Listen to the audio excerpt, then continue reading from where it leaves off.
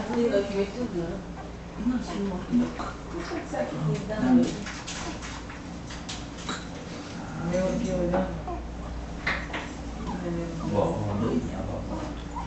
Por trás. Pelo, aqui, ó. Com as duas mãos por trás. Depois da cabeça, ó.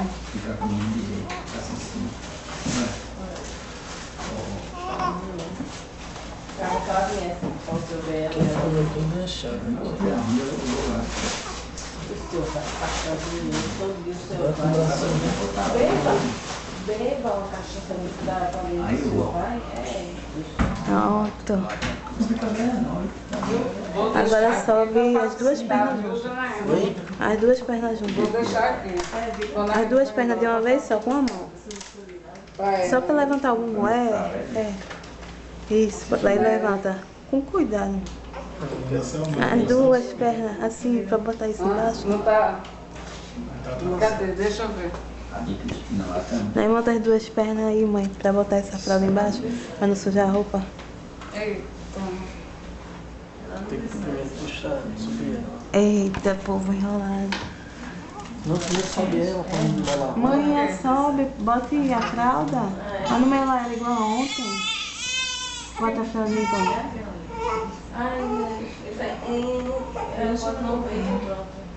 Ah, ficou embaçado porque por trás do vidro. Pronto. É só não, quem tá no espaço comigo, que ela nem mandou não, é namorada do Vai, Paulinho. Agora. Eita. Aí, com essas duas mãos, entendeu isso, Paulinho? Agora pega o lenço umedecido, Paulinho. Vai, pega o lenço. Nem usa a fralda pra limpar. Ou o resto da fralda. Limpa com a fralda, mãe. Vai. Limpa aí com a fralda mesmo. Tira essa. Bora lá.